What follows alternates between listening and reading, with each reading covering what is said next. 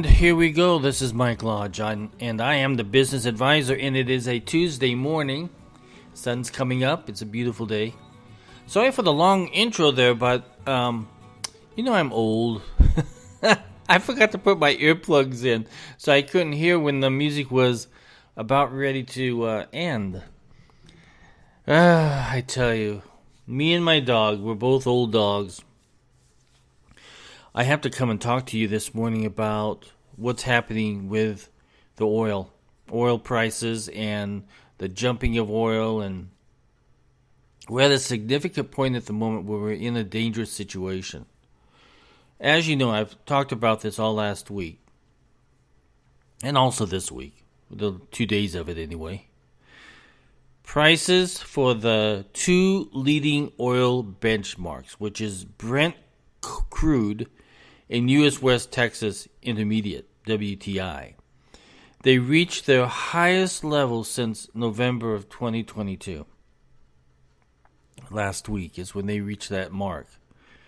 Brent futures rose 0.8% to settle at $90.65 on Friday, while WTI rose 0.7% to settle at $87.51 per barrel, after closing higher on Wednesday. Both benchmarks rose and were up about 2% last week. Significant gains the week before of about 5% for Brent and roughly 7% for WTI in 2023. And the reason why this is happening is because the gains, they call them gains, I call them increases, they came from after the Saudi Arabia and Russia agreement on Tuesday, with which they announced that they would continue to voluntarily trim their oil production cuts by a further 1 million barrels per day through the end of 2023. So let me tell you why I find that a little bit significant in our lives as we live our lives in this economy at the moment. And it's because we have an issue, which I read a report early this morning. I was up at 4:30 this morning reading all this stuff, and I was not happy about what I was reading because we are at a significant problem with America at the moment. And we're going to see higher prices in our gasoline and our diesel and also in our food prices, because everything gets delivered by truck, right? So here's what I found, and I'm not happy with it, okay? Report that came out from an organization that monitors oil worldwide, but they also monitor how much inventory of oil we have. Their report this morning said that total U.S. crude oil inventories, including the Strategic Petroleum Reserve, the SPR, just fell below 800 million barrels. Now that sounds like a lot, right? Now the last time this happened in 1985, just a few years after the SPR was formed. In other words, the U.S. now has just 46 days worth of supply in total reserves, an all-time low. Just 3 years ago, we had a record 92 days of supply in inventories, 100% more than current levels. And their final word in their report, this is a dangerous game. I'll post all this down below. Why is it dangerous? Well, it's dangerous because if we don't have enough inventory, and if disaster should happen, or we go into war, or anything that's a black swan type of event that we need oil reserves, we only have them for a few days.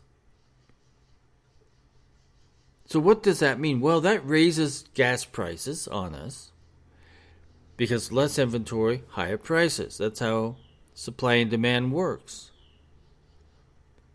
So that means that we will see that inflation will begin rising. Well, it has already started to rise, but it's going to rise even more. Because if we don't have enough supply for the American people, we are in a significant situation here. And so I know that I always nag at you every single podcast, it seems, that we need to really be focused on our own personal living budgets, our own business budgets. And we may have to start cutting again. I saw Jamie Dimon made a statement yesterday. And he said that this inflation, this type of economy, is going to last for several years.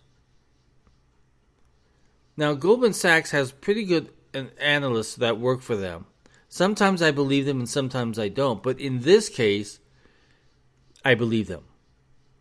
Because we have not done enough in cutting the spending of the United States government. We have now a $2 trillion deficit. Remember, Biden was going, well, he still is. He's going around saying that he reduced the deficit.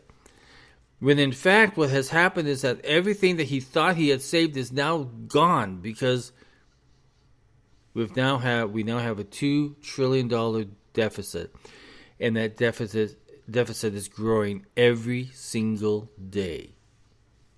See, the problem is when you have a government who is overspending and overwasting of tax dollars, and they have gone past the amount of revenue that is being brought in. And when you do that, that's like us. When we are overspending, we have overcharged our credit cards over the amount that we actually make a year in revenue, in W-2 wages or business wages. We are going to have a negative loss. So think of this $2 trillion number, this deficit, as a loss. Not enough revenue coming in, but a whole bunch of expenses going out. What do you think the government's going to do? Well, they're going to sit down and say, okay, what can we tax next? Do we raise our oil and gas taxes? They'd be killed, I'm afraid, if they did that. Can we do a national sales tax? Can we tax them on electrical batteries now on these electrical cars? I mean, there's a whole bunch of different taxes that they will try and scheme through so that they can spend more money. Now, you and I, when we have this situation happen to us where we have more debt than we have income coming in, we have to sit down and we have to start selling off assets. We have to go out and get 2 and 3 jobs. We have to start looking at our daily budgets of what we're using and the cash going out and start saying, okay, no more Pop-Tarts. No more Cheerios. No more Captain Crunch. No more of these luxury items. Funny how they became luxury items, right? Maybe we don't have Netflix anymore. Maybe we don't have Hulu. So we have to start cutting. Because every dollar counts. And it's very important that you do that. And if you need help doing that, just call my office or email me or text me, and we can sit down and we can put together your budget. I don't see, if we do not manage our finances well, how a lot of us can make it through, because this is going to be a long haul of an economic downturn. And you and I have got to be good stewards of our money. Obviously, the government isn't, nor do they care to be. The Republicans talk about cutting, but they never cut. Democrats talk about spending, and they spend. So we have an upside-down fruitcake where more money is going out than revenue coming in. And if we don't cut these expenditures, we're going to be in greater problems. Sending these billions and billions of dollars to Ukraine, we should never have done it. We should never have gotten into something like that. They are not on our doorstep, but they are on the doorstep of the EU. And the EU has come to a decision-making side where they're saying, okay, we've got to get oil products here to our countries. So they're starting to buy oil and oil products from Russia. And then we find out that Iran is making huge sums of money off of their oil and gas. So all of these things that the government has tried to do to slow down Russia, to slow down China, to slow down Iran is not working. And at the same time, the economy in the United States is not working. One of the biggest things that we're going to have to watch, and I encourage every single one of you to watch this, is what's happening in China. China is just about ready to have a major financial issue in that country. Now, if you remember, we are a global society, right? So whatever happens in China also affects us in the United States.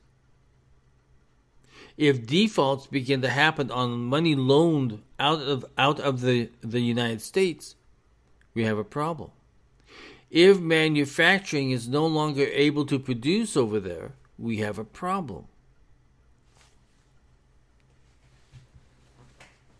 Now, Biden is talking about what he said of having manufacturing in the United States. But now he was in Vietnam trying to arrange for manufacturing agreements for American companies to move from China over into Vietnam. Now, why would we not say, okay, let's bring all that back to the United States?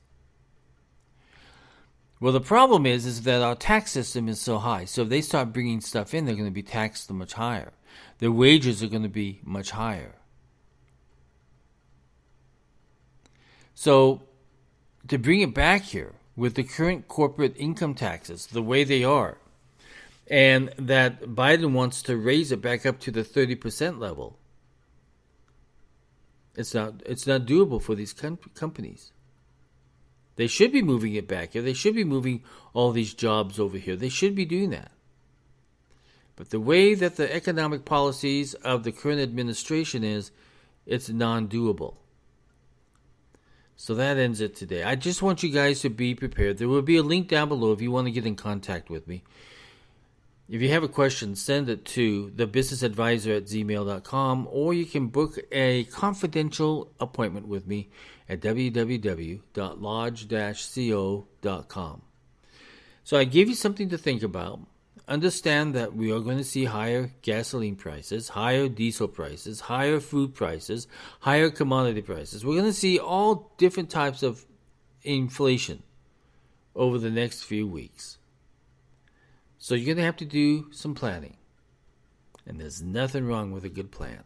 This is Mike Lodge. I'll talk with you later. I'm going to go out and water the tomatoes. Talk with you soon. Bye-bye.